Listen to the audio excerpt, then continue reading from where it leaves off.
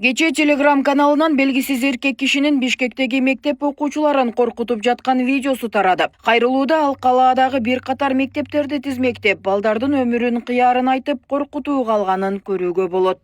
Мы будем убивать абсолютно каждого ребенка. Все, кто в Бишкеке, уже завтра. Андан көп өтпөй жогорудагы видеодо айтылган номер 6, номер 61 жана Ак Ордо жаңы конушунда жайгашкан жалпы билим берүүчү мекемелер курчоого алынып, окуучулар жана мектеп администрациясы эвакуацияланган. Окуя болгон жерлерде райондук ички иштер бөлүмдөрүнүн кызматкерлери жана кинологдор иштеп териштирүү иштери жүргүзүлгөн. Бул окуядан улам шаардагы муниципалдык менчик мектептин баары 17 октябрда онлайн окууга өткөндүгү тууралуу Бишкек шаарынын мэриясынын басма сөз кызматы жарыялаган. Бирок текшерүүнүн жыйынтыгынан соң офлайн режимде окуй турганы айтылды. Деген менен бүгүн көпчүлүк мектептерде окуучулар келбей калганын, ошондуктан онлайн окуу жүрүп жатканы кабарланды.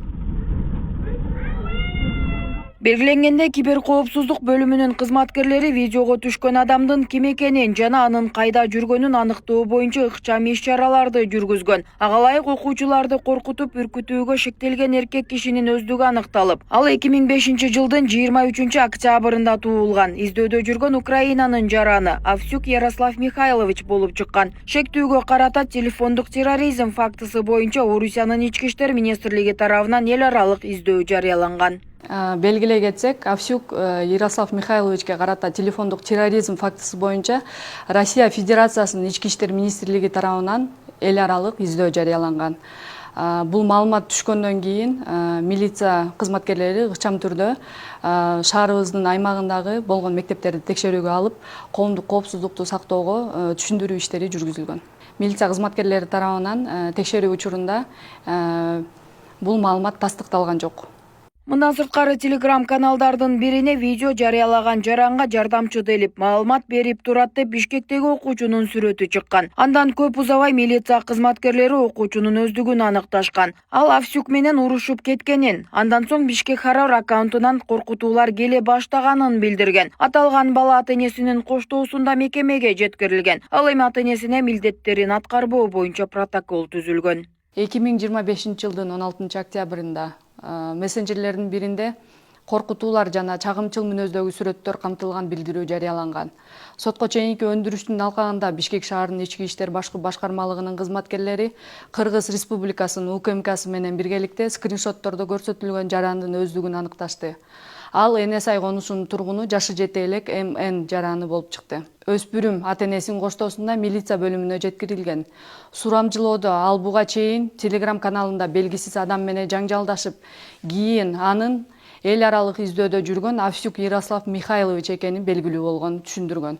Андан кийин анын дарегине Бишкек Хоррор аттуу аккаунттан коркутуулар келип түшкөн. Текшерүүнүн жыйынтыгында МН коркунучтуу билдирүүлөрдүн таралышына тиешеси жок экенин, ал эми бул билдирүүлөр чагымчыл мүнөздө болуп, башка колдонуучулар тарабынан өч алуу максатында жайгаштырылганы аныкталды.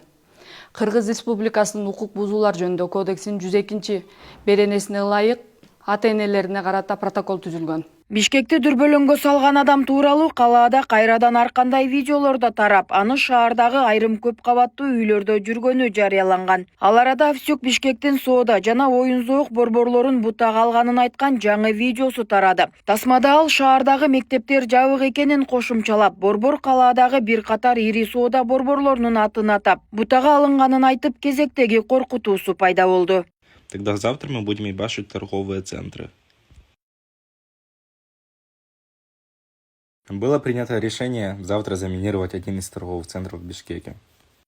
В Бишкеке у меня есть двое соратников, которые завербованы мной через интернет.